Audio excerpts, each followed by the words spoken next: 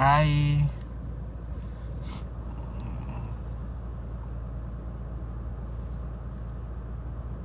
right.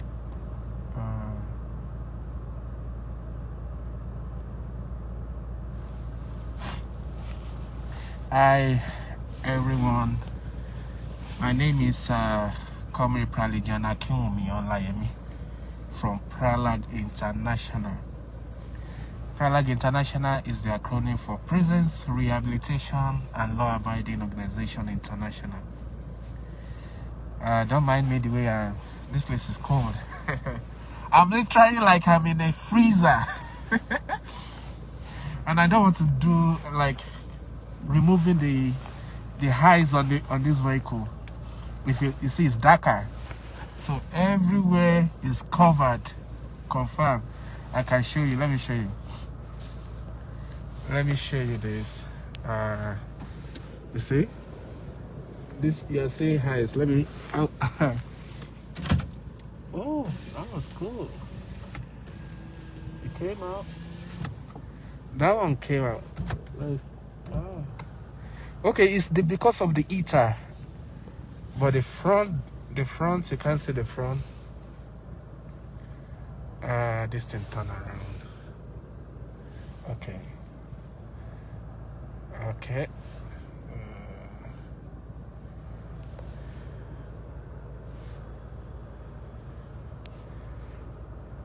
It said rotate. I think it's going like this. Okay. You can see. This is it. Let me see if I can wind. Oh. I don't want to mess up my...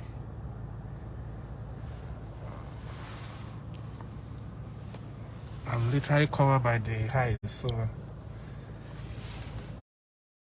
let's go back to our program.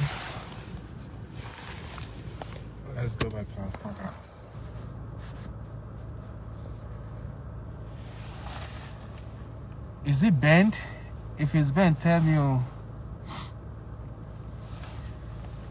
Oh, I can't see myself very well. So I'm literally inside the freezer, so don't mind me the way I'm covered. How are you? I hope everything is fine. My name is Pralarg Int'l once again, from Pralarg International. Pralarg International is the acronym for Prisons, Rehabilitation and Law-Abiding Organization International.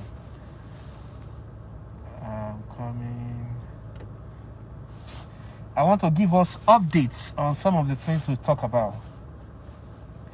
But before I go on that, our website is pinned down on this program. You can check out our programs.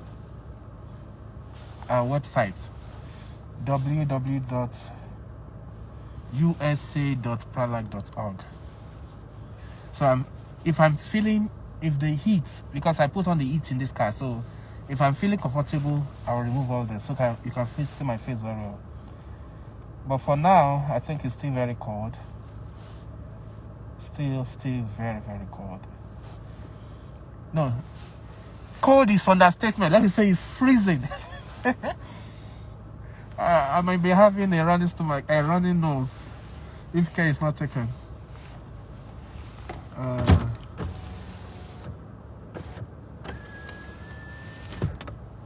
And we have to cover up.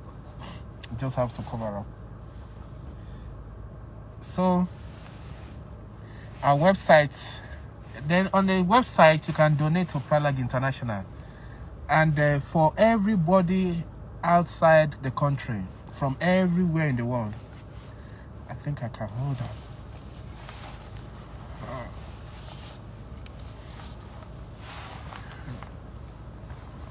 Yeah, I think you can see me now. Yeah, you can see me. The heat is coming up, so thank God for the heat. So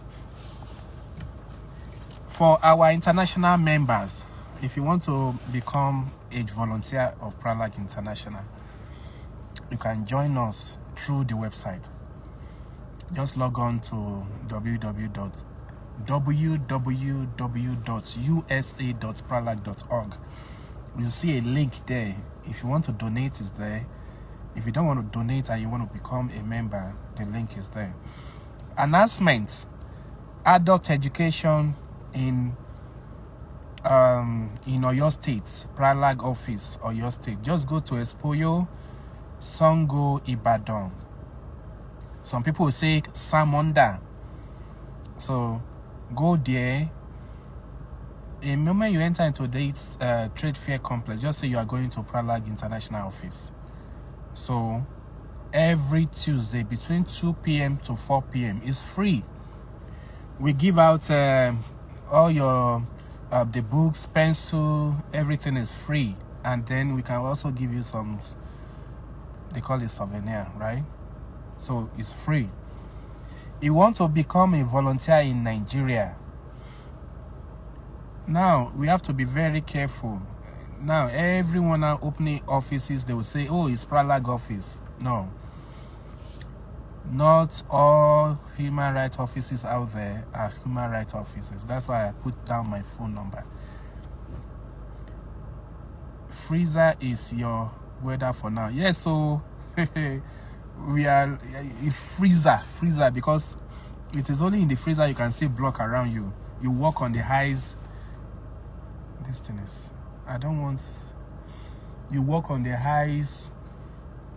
You drive on the highs.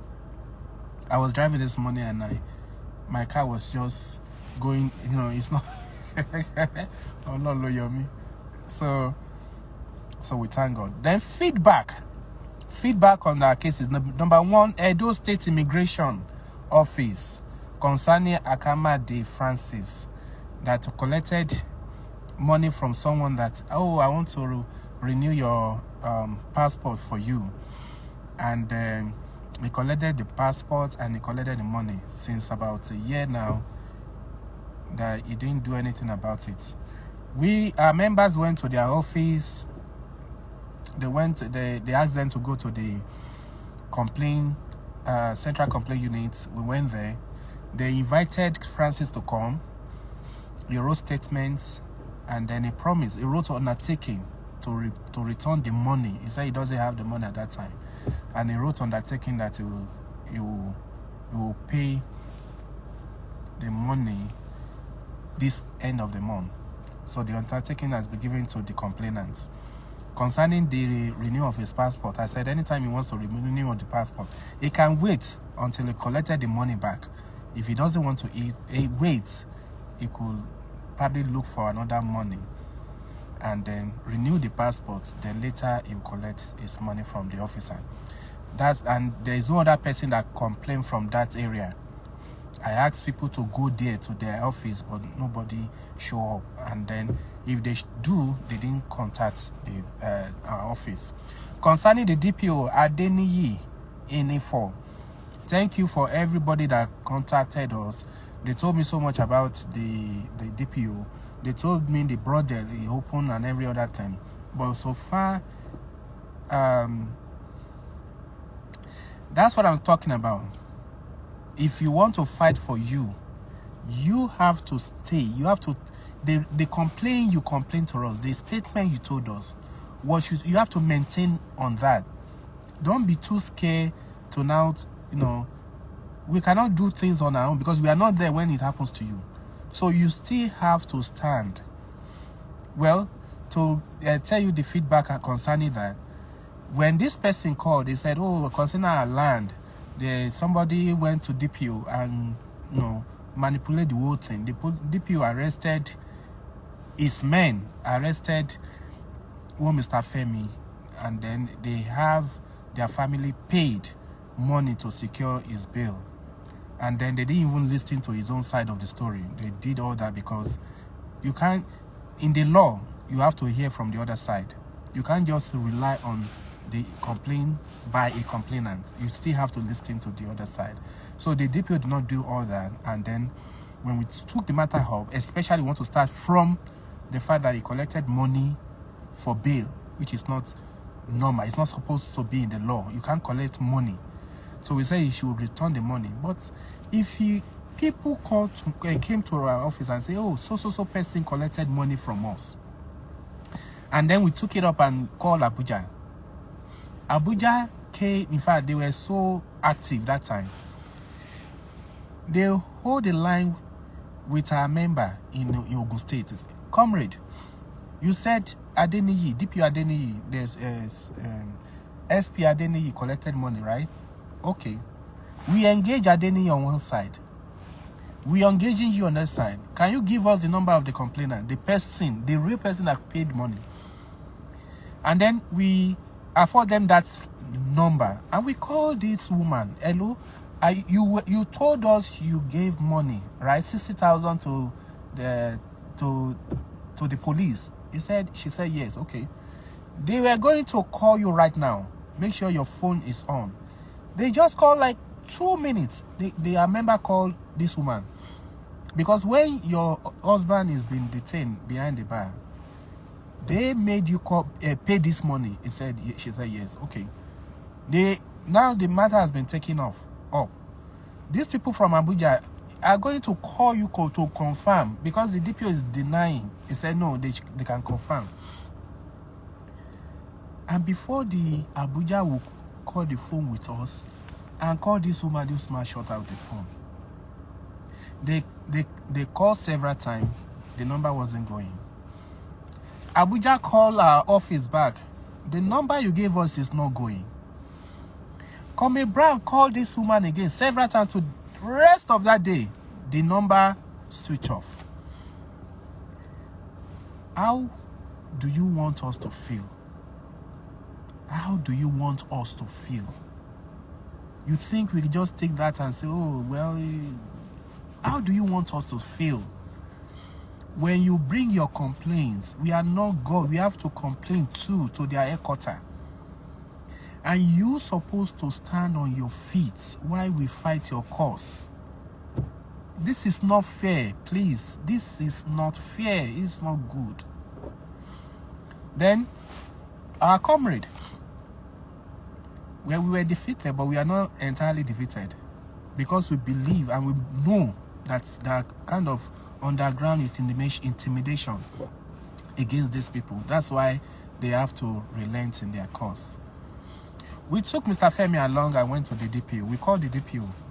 Yes, I'm talking, representing my organization. So if I say we, some people will say, you are in America, why do you now say we? How would you literally go to the DPO's office in E4?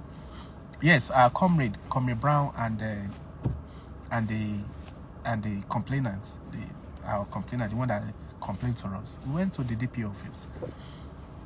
DPO was expecting us. We went there. Now DPO, the money. He said, oh, I did not collect any money. Yes, one time they were kind of talking about money, but I didn't really see this money. But they collected this money. But it's not even 60,000. Yes, maybe they share it. Sometimes, this is funny. Sometimes, and it happens with the lawyer too. When a police arrests someone will come from family and friends and tell you, oh, I know how to go about it. Let me go and meet the DPO, or let me go and meet the police.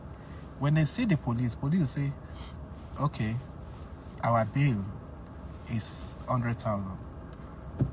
This person will arrange with the family. Oh, they said they want to collect 100,000. Or you can eventually say they want to collect 200,000. And when this money is paid, they share it with the police.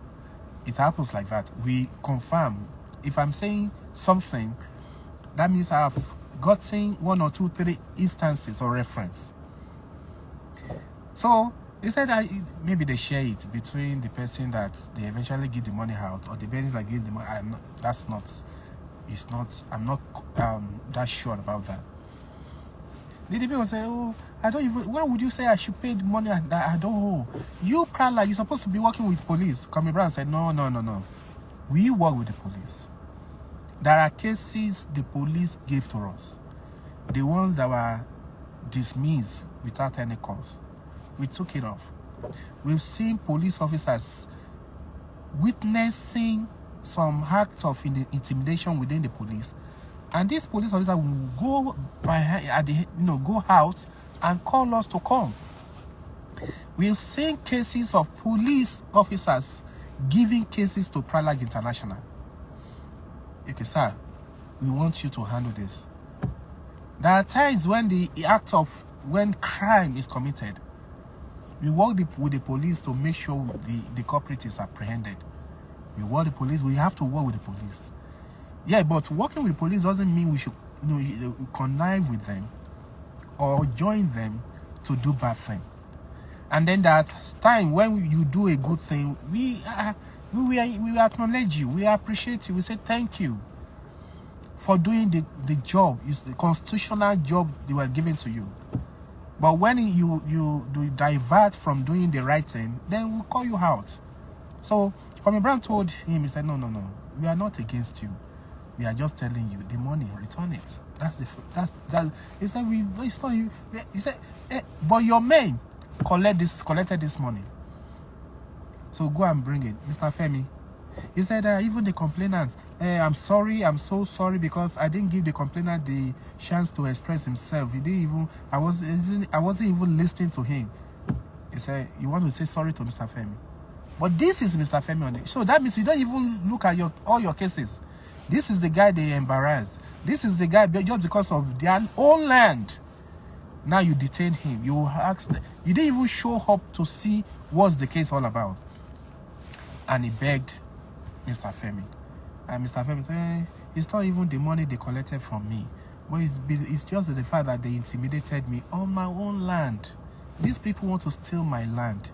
We sold one to them, they took 3. That was what actually happened. But you helped them to embarrass us. And they said, oh, I'm sorry. I mean, Kwame Brown said, no, you are sorry. And if even this man doesn't want to collect that money back, we will collect that money. Go and bring that money.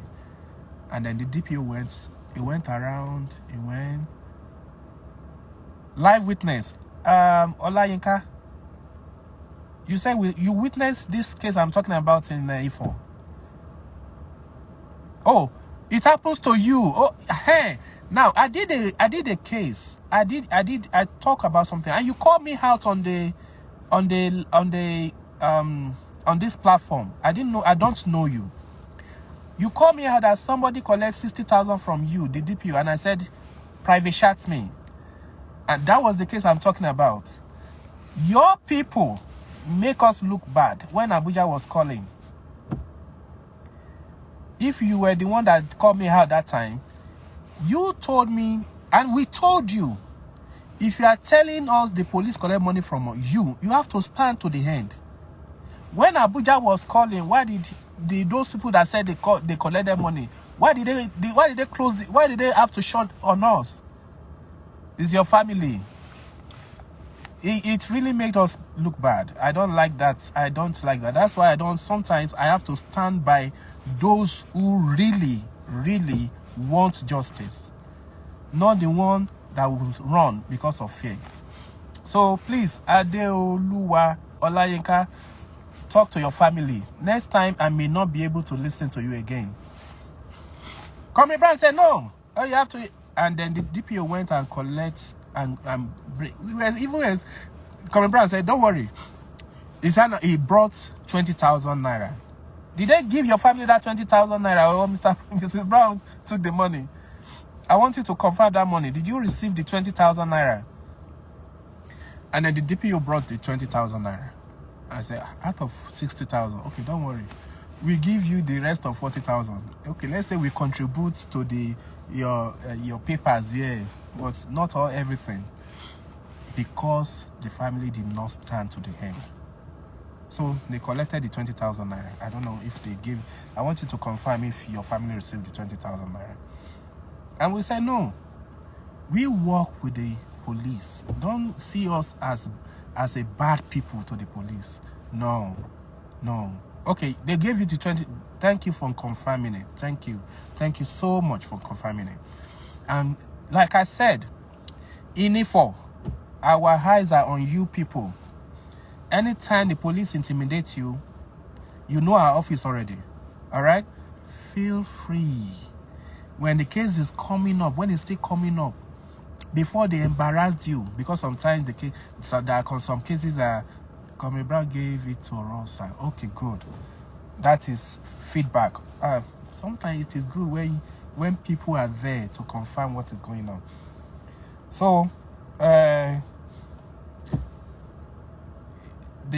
everything is done. Then concerning their land, the lawyer has written, we are going to court concerning the land, because we cannot. It's your right. It's under the law that you can buy immovable property anywhere in Nigeria. It's a fundamental right. What do we call fundamental right? There's difference between Universal Declaration of Human Rights and fundamental human right. Not all the rights in the fundamental right at the United Nations you can fight for, because it is not yet in the constitution in Nigeria. Now, out of the Nigeria said, oh no, we cannot afford to defend all this in the law. And then the Nigerian states took out section 35 to 45 and said, okay, right to life, right to immovable property, right to religious, we can defend all that. We can do that in our law. And then they put it in the law. Putting that in the law, extracting that and putting it in the law becomes fundamental. It becomes something you can actually fight for in the court of law. So that is why immovable property, buying lands, though you cannot pick land and take it to your house, you cannot pick land and put it at the boot in your boots in the vehicle. It becomes your right anywhere it is. It is protected. So nobody will now come to me and say, I bought one, and now the two becomes 6, and the two becomes 3.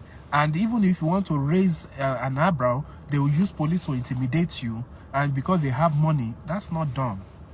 We'll stand on that. So your land is protected. I can confirm that to you. So the law will tell us. I hope you are telling us the truth. So the next one I want to talk about is Jude Ogudu, because the guy is a threat to the public safety. I'm talking about the viral video I just shared the other time. But that too, I felt so bad. Why? I told Emmanuel, if you are on live video, I don't know if you are there, or your family or your member or your friends are there. In Edo State, this is the guy that threatened you. He shot. The gun bullet will have gone to hit anybody. It might actually hit you. We want to treat this case as so very, very, very high. And we want to have it that Jude Ogudu must not be assigned rifle again. I know they will not dismiss him. I know. Because they will say, okay, they will try it within the service. And they will say, oh, so far he didn't kill anybody. Because it's under the influence of alcohol.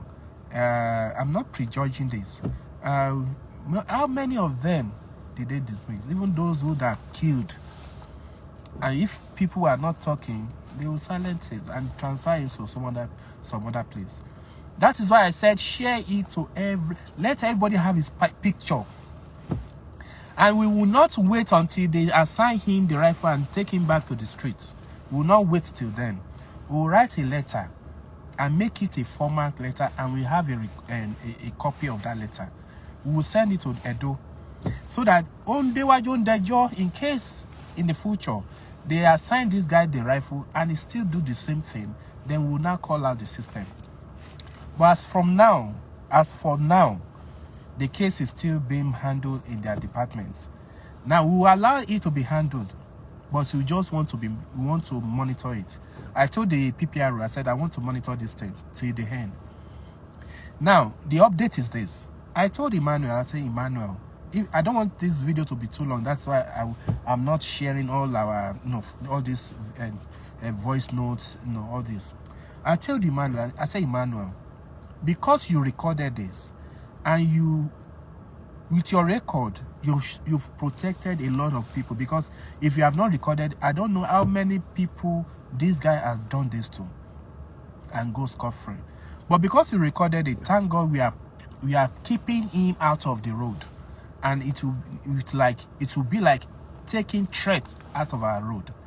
For that, I'm going to offer you our free membership into the organization. I thought he's brave. That's why I was offering him that opportunity. Then I said, now that I'm going to give you the volunteering ticket to Pralarg International. I want to build you. I want to tell you keys how to fight for other people. I want to build you. I hope you are not a criminal. He said, he's not a criminal. I said, I'm going to know.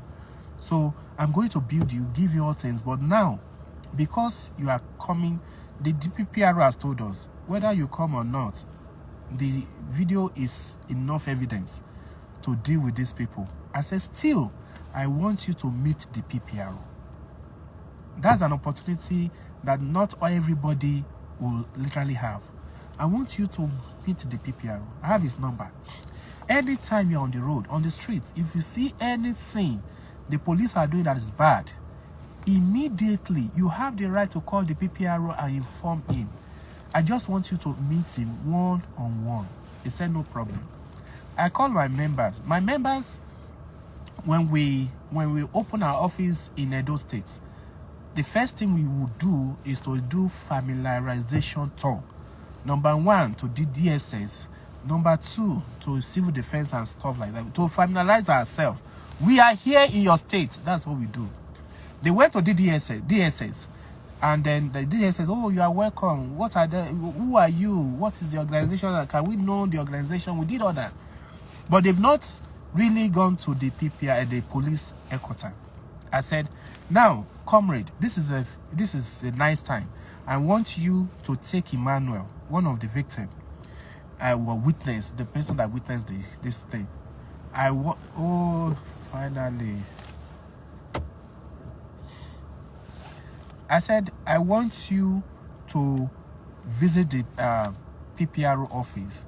Tell them, this is one of the, this is the guy that recorded it. If you don't want to say that, this is one of the victims. And then we want to monitor the case. Then please let him exchange. I told PPRO already. I said, PPRO, I want this guy to meet you. In case he's based in Edo, anytime he sees anything like that, I want him to be free to call you. And the PPRO said, no, that's fine, no problem. When are they coming? I said they will call you from our office in Edo. My coordinator in Edo, Comrade Stephen, he called the PPRO. He said, PPRO, when do you want us to come? He said, anytime. Just let me know when you are coming. PPRO called Emmanuel. The voice note is there. They called Emmanuel. Emmanuel said, okay, I will come. I will tell my friend we will both come. So when do you pick? He said, Thursday. My comrade called PPRO again. PPRO, we will be coming on Thursday. PPRO, I will not be around in the morning, but 2 o'clock I will be expecting you. My comrade called PPRO, Emmanuel back. I said, 2 o'clock. PPRO said 2 o'clock you will be around in the office. So let's go. On Thursday, he said, oh, I cannot come because my friend said it's not safe. They can detain. They can. I said, but the police will detain you for what? You have not done anything. You did not do anything. You did not do anything in the law. I was so disappointed. I was extremely disappointed, and I withdraw my offer immediately. If you want to become a member, you have to pay. That will make you serious. But I will not. I said it before. Even I said it on here that I'm giving him a membership for free. But now I withdraw it. And I said, comrade, you have already called the PPRO you are coming. And we cannot call the PPRO again that we are not coming. Now, thank God the PPRO is okay. They don't need their statement to prosecute these people. Good. But you, as a person, and other people now write an official letter to PPRO that we want to come and visit the Commissioner of Police on familiarization tour, and then just to familiarize our organization with them. That is what we are now going to do instead of taking Emmanuel and his people to PPRO. That is just an update on that Jude Ogudu. But what I'm asking, sir, is please, anytime you know I've shared the picture of Ogudu. Anywhere in Nigeria you see this guy holding gun, please notify us. Anywhere, please keep his name. Anywhere you see Jude Ogudu, anywhere you see him holding rifle, if possible, record or picture. We just need a fact that this police department, after knowing that this person is not, he doesn't have the ability to handle rifle safely, or is a threat to the public safety, and they still go ahead and give him, assign him the rifle to kill innocent people, because he has done that already. He has fired already. Whether he killed or not, he has fired for no just cause. So he shouldn't, he doesn't have the mental ability to hold a rifle. We are not saying take him out from the service, because if you do, he might go on the street to rob. We have a lot of dismissed officers robbing people. So we don't want to add him to that group. But save us. Let safety be priority in Nigeria. Safety of life and property, and that's what police should do. So don't give rifle to someone that is interested in just killing, someone that couldn't hold on to rifle, who cannot even understand the justification of firearm. He just believes a rifle is just a toy that I can just fire anyhow to threaten people.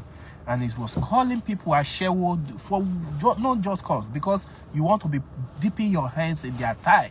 You want to be putting your finger that's crazy. That is very, very crazy. So please, you people are the one that will stand up and say, oh, Toge, this is enough. It is enough. Now, the last one I'm going to talk about before rounding up for tonight is this video. Let's talk about this video. And I want to ship in my own. People send it to me too. And let me see. Oh, concerning this video. One of you took my passport. My passport and slip. Gave me only the slip. You did not give me back my passport. Where is my passport? They were looking at me. That made me to miss the flight. Nobody. They did it as if I was on my own. Right in front of me, I saw the Virgin Air taking off, while my mom is sealed down. She didn't board.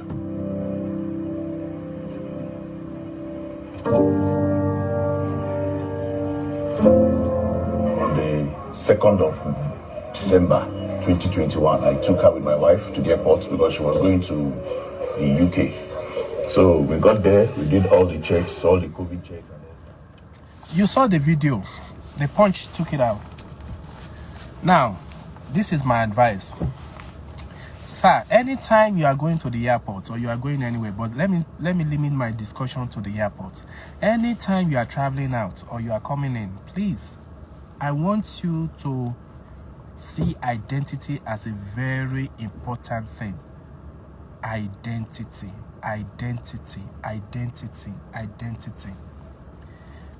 There are things you need to make your case to be real.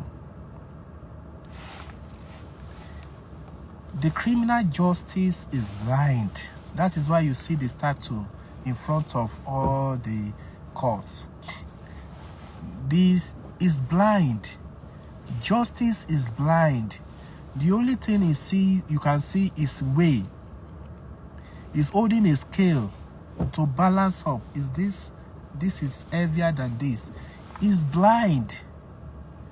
Now, let the sun that is angel from heaven come to the earth to judge your case, he will still have to listen to you. Only you can make sure your case looks good, and you can collect and you can take justice. Justice is like you are in a room and no one is with you, and something happened in the room. People come in and they ask you what happened, and you cannot see anything. If that happened, nothing will eventually come out from that. That is the end of the case. The person that wants to stand and help you out, or the person that wants to prosecute you, if anything happened there, if it is negative against you, even if you are the right person, you are not supposed to be judged negatively, they will still judge you negatively because you failed to say something. That is justice. Justice is blind. Now, let me tell you something. Judge is on the streets driving, and he saw you hacking someone to death. He recognized you, that you are the one holding the gun. You are the one holding the cutlass, killing someone right in front of in his presence. You killed someone, and he recognized you. And on the second week, the police arrange you in front of the same judge that witnessed you killing another person. And at the end of the day, the police fail to prove the case against you, and the witness failed to prove that you are the one. The judge will never say, "Oh, I saw you doing it." Unless the judge, he will not do it. He will not say, "Oh, all of you, don't worry, you don't need to say anything again because I saw him. I witnessed he was the one that killed someone." The judge will not say. The judge is blind. You cannot say, "Judge, but you were there when this one is killing the other person." He doesn't know. The eyes of the justice is taken out. So everything relied on you to make sure you get your own justice. The responsibility is on you. I don't know how to say this. The responsibility to have justice is on you. So if you are going to the airport, how do you now, what are those things you need to make sure you have justice? Number one, identification. If you are going and now, if I want to talk about this, I don't want to generalize it. So let me so that you understand, let me entirely talk about the airport. You are flying. The airport is filled up of different organizations, different people, different individual, different group of people. Don't rely on, and it's especially Nigerian airport is a gang up. It's like a secret then. So everything is just like you are going through this border. Man, you have to be very careful. Everyone you want to have dealing with, see it as a challenge. Each person you are going to meet or that's going to have any discussion with you, see it as a big challenge, hurdles to pass. Number one, there are different organizations. Two, there are different people that are not supposed to be in Nigeria airport, but they are there. Three, there are some individuals you don't want to have any business with. Be careful. Don't accept any bar from no one if you want to keep safe. Your luggages, let your eyes be on your luggages. Two, anybody you want to talk to that want to talk to you, don't look like it's a fight, but naturally, okay, if you watch this video, the woman couldn't walk. Maybe okay, may assign him and assign her an handler. Handler is someone that will hold, take care of you till you board. Ma, do you know your handler? If this person comes to you today, can you recognize her? Do you know her name? No, but that's number one. Identity. Now, let me tell you what identities are. Identity is who you are. Identity is your name. Identity is your nickname. There are some people, when I call them and say, my name is Hakim Yolayemi, they still don't know me. But when I say Pralarg, oh, Pralarg, they know me very well. That's identity. Anything that can link you to you is your identity. My car. If I pass like, oh, that's a Pralarg going. Identity. My passport, international passport. My vehicle. Everything. My phone. Some people just text message on my phone and they will say, oh, Pralarg has just tested them. So who used my phone? Even if I was not the one that used that phone to text that message, the other set of people will say, no, this is Pralarg that tested me. Pralarg just tested me. Hakim Yolayemi just tested me. I wasn't the one, but I can't say I wasn't the one. They used my vehicle to do whatever things. They will still say, oh, Pralarg just passed here. Hakim Yolayemi just did this. Hakim Yolayemi just picked someone up from here. And it is in the law that I have to prove I wasn't the one. True alibi. So, identity here is everything that has to do with you. Members, when they say, oh, I'm a member of Pralarg International, when we know you are a member, if genuinely you are a member, if you do anything, if they report to me, that's what I'm doing now. We are documenting every individual member all over the world. They have identity and I get all their documentation right in US. So if anybody say it's Pralarg, what's his name? Larry, location. That's number 2. Location is still something that will bring about the identity, reveal the identity of someone. My member Larry from where? From Ibadan. Which office? So this. You get it. I know the person. So if you are going, number 1, let me talk about this madam. Ma, do you know the identity of this handler? Tomorrow, if anything happens and they say, okay, what's his name or what's her name? People will, in US, most people would, whenever they are dealing with you, the police will come to you. My name is Olayemi Akinomi, service number 4436. He told you his identity. So anything I do with you, if you want to take me up, I have given you my identity. Now, location. When madam is going, identity is also uniform. That's why I say organization. Whenever I'm traveling, especially, I don't have to do that in order because people will not just come to you anyhow. They will not just. Each time I travel out from UK or I travel out from Nigeria, US, like I'm going out from US or I'm going out from UK, I don't always see any problem whatsoever. I don't know. Just go in, drop your bag, let them take you in, wait for your flight. When it is the time for your boarding time, you go through the normal road and you fly. And you fly. The only time I always feel somehow is when I went to Ghana.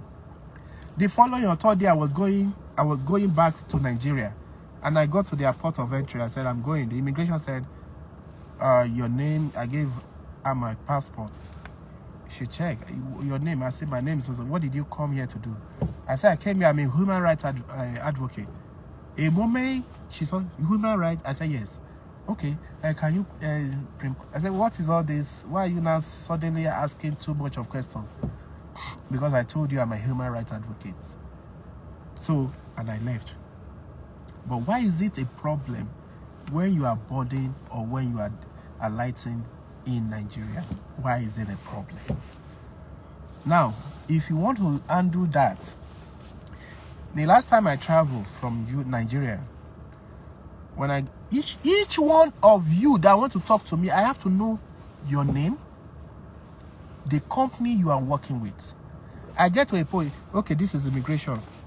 A moment I'm talking to you, I'm looking straight in your eyes. I'm looking at your badge. I look at your name. I will recognize you. Then from one stop to another, I get to the, oh no, this is when I was coming back to the US, to Nigeria. And I get to a point, can I have your ID? Yeah, your passport. I say, you are not in uniform. Who are you? Before I leave my passport for you, I am me. It is not a crime to know your identity before I give you my passport. Can I know you are not in uniform? I can see this, I can see this, but you are not in uniform. They say, we are DSS. Oh, DSS in the airport, in this location. Okay, well, that's fine. Your name. A moment I've been, dropping my, in fact, the name is there. It has a name, but I still have to confirm if your name is the same thing I have on this platform. And he told me his name. I said, okay. I gave my passport. He looked at it and gave it back to me, and I move on. So, please. Now, at this case, when I look at the statement, I realize there's nothing Mama can do. They will deny. You know why? This is where they lose it. I will tell you the same point they lose it. While Mama is going, she will deliver a passport and the boarding pass to the person that want to check it, right? And the person will return it, right? Now, there is no time Mama gave out something and the person did not return it. The only time Mama is talking is she gave out his passport, her passport and the boarding pass to the woman, to the officer, and the officer returned something. At that point, even if you see that something goes and something came back. Mama said what she gave her back was the body pass. Now, Mama, when this lady gave you the body pass, don't you check instantly right there? You do what? Where is my passport? There are times you say something and you make a statement that goes around against you. I'm neutral and I have to tell you your own side of the story. The CCTV will capture you gave something out, right? And if the person did not return anything in return, then we will now start investigating the identity of that person that collected something from you. But you gave something out and something was extended back to you. When you receive it, why on that spot don't you complain? Mama did not complain then. She moved. That means this person completed what he's supposed to give to you. Because if it's not completed, why do you move? The handler witnessed it. Whether he doesn't witness, we don't even know the identity of the handler. They move forward before she now discovered I don't have my passport. That's when she now came back and say, I lost my passport. At that time, nobody will take responsibility. Nobody. Because they will say, anything will have happened between that last spot and where you get to be before you now discover that you don't have your passport. And they will tell you that different type of people in the airport. And they will not come to say anything. That is where you lost it, sir, ma'am. My advice, this has been done, money has been lost, and no insurance whatsoever on this. What you can do, man, now, I hope you have make a police report saying that somebody stole or you lost your passport, whichever. Make a go back and replace your passport with the immigration. Your documentation with the UK embassy is still intact. Go there, let them know what happened. It's only the time that you lost. Then they will replace your visa for you. That is what I suggest, and move on. But for another time, anybody whatsoever, whether big, white, lady, slim, fat, make sure, number one, your transaction with that person completes, start and complete.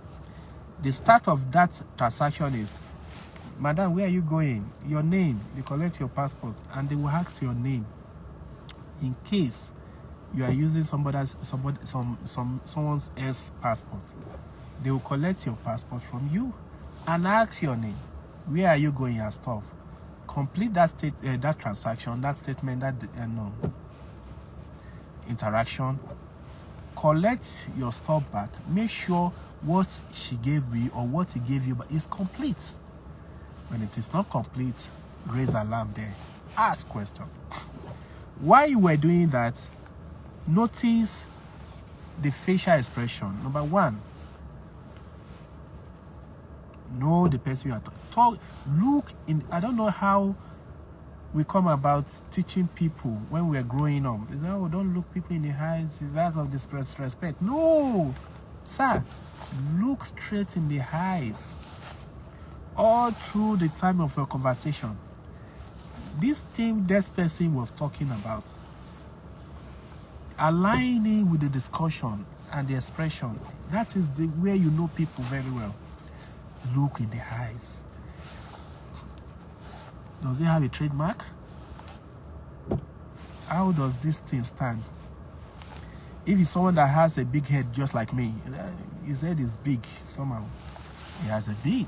Is the big heavy or small? Does it have a cheek to heavy cheek or small one? The eyes is brown or what? So notice all that. Number two, notice the company you work with. The clothes will say much about the person. Is it immigration? There are some people when you are going in the airport, you have different kind of uniform, but we don't know. Be conversant, be alive to your environment. Which one you don't know? Go straight, go to that officer. Officer, how are you? Which one is your department? I'm so inquisitive. Anytime I'm going, I just want everything I see, I want to know. There's no crime in going to an officer and say, you people also in the airports. Where do you... No! Then when that transaction is complete, move on to the next one. Move on to the next one. And build your statement. See, I build statements. How do you build statements? From the time you left home, what did you do when you talked to?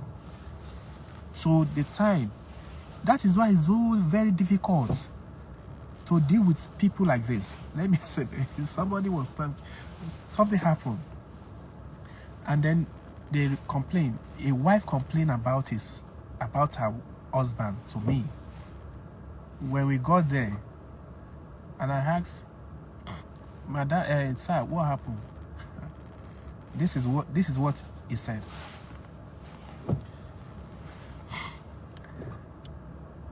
I'm no longer married to my wife, but we have two children together. The first child is grown up. The second one is little. And then sometimes I go to her to give her something. I'm in my house. I saw somebody knocking at my door. Bang, bang, bang, bang. Sir, he counted the numbers of time she knocked. That's someone's statement. Oh, bang, bang, bang, bang. And he counted and told me the numbers of times she knocked. He said the first thing he did, he looked straight to the clock to look what's the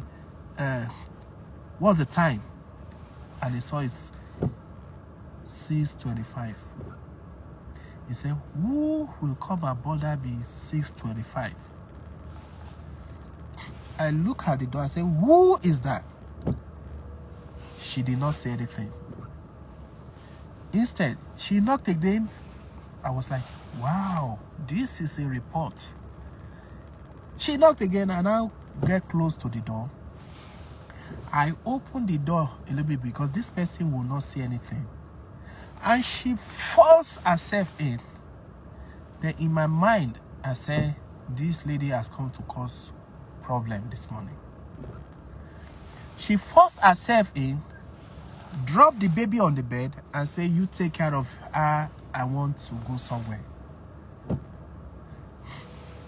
By the time this man will complete his own statement, everybody inside that house is already shifting their attention to the woman as a bad woman because of the way he presented his statement. Back to back statement, aligning it as if you are there witnessing the whole drama. That kind of a person is so very difficult to be contended with. Lastly, I'll tell you a statement. Sir, statement is very important. You can fight for your rights.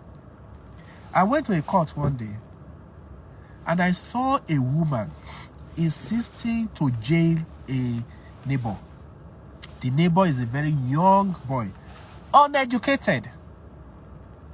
He's a manual labor person that goes in Shagamu. And this lady, when she talked so aggressively. Even in the court, when cross-examining, when asking questions, she is aggressive. The allegation is the boy came into her room to steal her money. And then, the first time, the lady would talk so sweet that everybody would know that, oh, this is a criminal. This boy is a criminal. This boy is a criminal. That was when. The following adjournment day, that was the time the lady ran up her statement. And the magistrate was asking the boy. The boy doesn't have any representative. He doesn't have any attorney. The second thing is, the boy doesn't understand English. Pure Yoruba language. Third, he did not see anybody to stand shorty for him. That look as bad as it is. The boy was in the prison all through the litigation. And that day, I was so interested to know what eventually this thing is going to get to. And the magistrate was asking the boy, because he has to interpret. The language of the court is English, official. So the magistrate will not be asking the boy in Yoruba, so they get an interpreter. The magistrate told the interpreter, please ask him, does he have any question for the complainant? And the interpreter asks, wọ́n ní ṣé o ní béèrè lọ́wọ́ ẹni tó fẹ́ sùn kàn ẹ́? And the boy said, Ara. And the interpreter told the magistrate, the complainant doesn't have any question. The magistrate said, ask him again. They did the same thing like 3 times. The boy said, no. And the magistrate has to intervene because that is why you need someone to stand for you. And the magistrate has to break the protocol.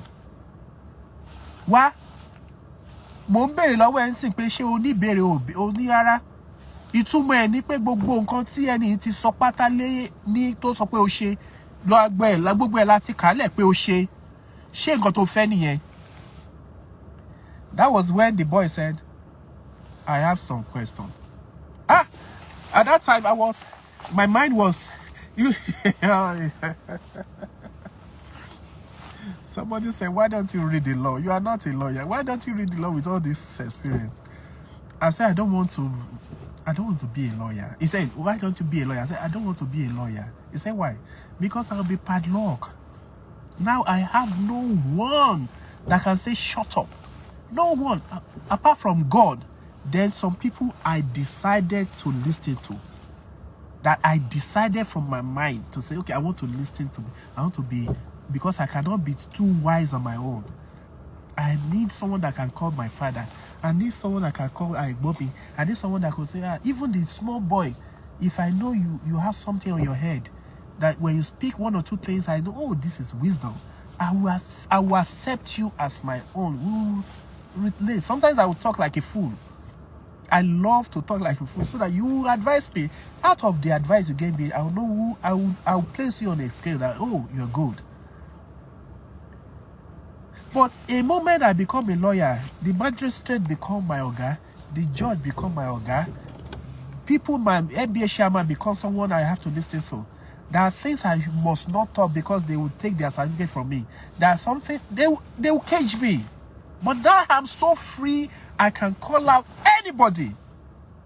The other time when the chief judge in Osun State, because of something, I call her out, and thank God, very short from then they opened up the I can call out anybody as long as I do not mess you up. I do not disrespect you. I do not, I look at human rights. Human rights is universal, but it is not absolute. I said I don't want to put myself in a cage, and somebody will say I'm a senior lawyer to you. I'm a this, and somebody will say I will not give you your the stand because you are too talking. You are too. So no. Let me be free. My children, by anybody, even member of the Pralarg, if I know you are available, I can sponsor you to go and read law, but not me. I will not silence myself. To the story, let me round up the story. And the boy said, I have some question. You know what happened? They will have to take this boy to the witness box. He will leave the accused box and go to the witness box. I look at that boy, I say, even though you are not educated, but you are better than some people that has professorship to their name. I was like, that is why it's very difficult to allow some petty criminals to go to prison. They're supposed to be probation. If they go to the prison and stay in prison for some time, they will be more smarter than those people called lawyers sometimes. I'm not disrespecting lawyers, but that prison sometimes make your head, oh my God, you train and you know the law. The boy, they said, your first question. He spoke in Yoruba, true, but I'll say it in English. Hello, ma.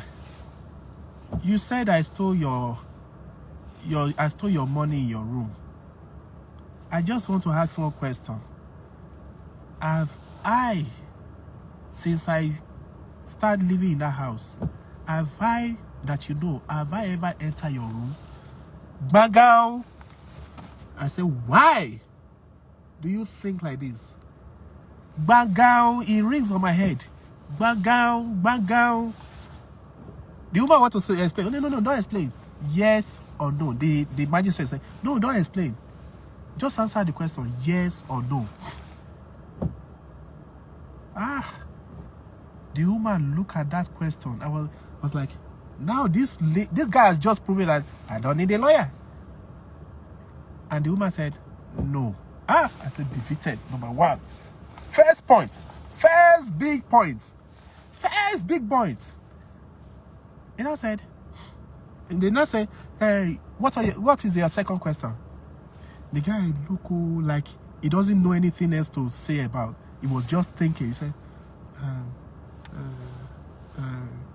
Okay, ma, every time you are talking, you didn't mention that you have a girl, a daughter that lives with you up to like 10 years of age. The whole court silent. They look, everybody look at, do you have, now when she asks that, when he asks her that question, the magician said, then what is the question? He doesn't know how to place it. You know, say, you told people that you only have 2 small, because when he was saying, he said, this is what she said. She said, I left my kid, a baby, in the room. I went to take my bath in the bedroom. Before I come back, this boy entered into my room and stole my money. That was the allegation. Now, the boy now was saying, you only talk about a baby. You did tell the court that you have a grown-up daughter. The magistrate said, then what? Ask your question. He now said, he doesn't know how to place that question. He now said, do you have, he said like, the lawyers, there are some lawyers, they want to witness what is going on. They now say, are you asking, you want to know if they put that into his mouth. He now said, yes. I want to ask her if she has a grown-up daughter. Madam, answer. I have a daughter, 10 years old daughter. I said, number 2. Now, this guy was trying to prove something, that why is it only me that you are now alleging that I stole your money when you have another adult? Are you telling me a 10-year-old daughter cannot steal from you, cannot steal your money? And then she said, yes, yes, sir. Good. He now asked a last question. I was like, what other question would this person ask? He now said, has this your daughter stole anything from you before that you have to call out? This woman, apart from the fact that this prosecutor is there to plead that case, she also paid a lawyer again, you know, insisting that this guy should go to prison. Now, the lawyer she paid, that said, my lord, that is not a question. Magistrate said, it's overruled. Please sit down. You know he's not a lawyer. You know he's not educated. He's trying to ask a question here. Allow him to ask a question. He said, repeat that question again. Now I say, I just want her to tell the court that her daughter has stole from her before. That was it, sir. That is not a question. He said, it's a question. Madam, answer that question. Has your daughter stole from you before? She said, yes, stole, but she's no longer stealing again. That's your question. Do you have anything that you want to tell the court? The magistrate asked, do you have anything to tell the court? And they said, my lord, he's just doing all this stuff because she wants me to be sleeping with her. And the whole court was rumble, laugh, all that. And that's a fact. She wanted this boy to be sleeping with her. When this boy refused, then she made up this allegation that he stole from her. That was the end of the case. The next adjournment, I was there, and they adjudicate the case, and they said they allowed this guy to go, that you have not committed any crime. This woman was so bitter. She was cursing everyone. She caused the police for taking too much of money from her, knowing fully that the case is going to be like this. She complained that the lawyer did not even do anything. She complained of everything. I was like, so you're so damn, very determined to send this person to prison. And now, God was with that boy. Now, look at that statement. That is why I said, our induction magazine, I make it sure, the magazine, I didn't want it to be too much, but I insisted, writing statements must be something I have to, there are some things I still I need to write. Some books are still coming, but I'm so very busy We need to learn by fire, by force. Pralargians, I'm not talking about the public, but Pralargians, I appreciate you. I appreciate you so much. I love you. We are not enough. People are calling me from Port Harcourt. My question is, are you ready to read? I can't be saying everything on the radio, on the television, but very soon we start doing what do we call it? Zoom meeting. I have to tell you, there are some things, there are some ways you have to learn how to make your statements. Statements is 100% very important. Statements, how to write your statements. There are some keys that has to be in your statement. If you don't put it there, I've seen a lot of complainants losing their cases. I've seen some innocent going to the prison because they fail to put down their statements well. So Pralargians, we are going to do that, teaching you. Just read, see our induction magazine, read it as if you are going to, your life dependent on it. All right, so everybody wants to become a member. Don't pay cash to any office. Don't pay cash, because you don't know if that office you went to is not Pralarg office. Let them give you a Zenith account number with the name Prisons Rehabilitation and Law Abiding Organization. It doesn't matter how it was written. Pay into your membership payment is just very important. That is what you have to run the organization. We need more money. The more money we have, the more vibrant this organization will become. And then the more limited we are is because of the limited funds we have. No organization can run without money. All right, I'm tired of using my money to run the organization. So we need more money. Then apart from money, we need volunteers. We need people that will submit themselves to learning, to reading, to teaching, and to be a gap for other people. Only that will save Nigeria. I have a lot of things to say, but I don't want this video to be too long. So once again, I appreciate you. I love you for joining Pralarg International, for all the members that have joined. And please, you have to learn. Pralarg cannot really fight. If you are now you didn't commit crime, but what you did, it makes you look like you are a criminal.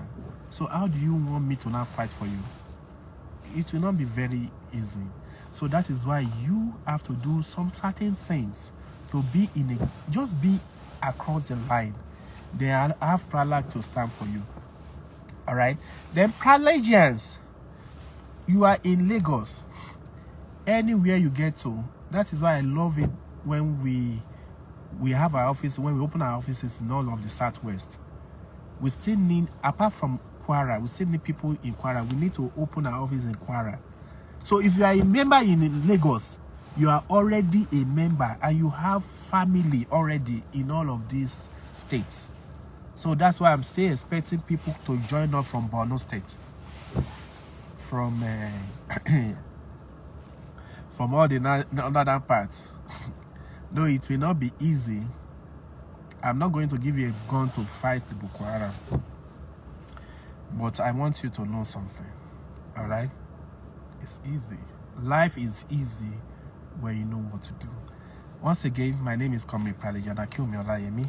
My phone number is +1 862 367 4024. Once again, go and get your pen and paper. +1. The heat is too much now. Oh, too high. I'm burning. The moment I off, if you off the heat 1 minute, you get cold again. So it doesn't matter. You just have to be on. So once again, my name is Pralarg Int'l. Phone number is +1 862 367 4024. So I leave you for now. Bye bye. You want to say the heat reduce.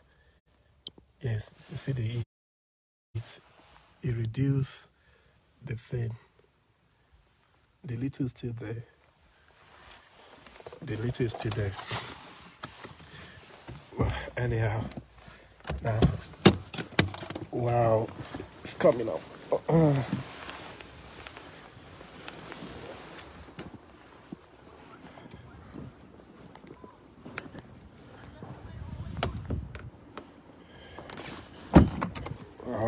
See.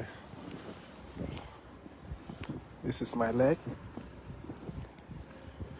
So it's just like you are.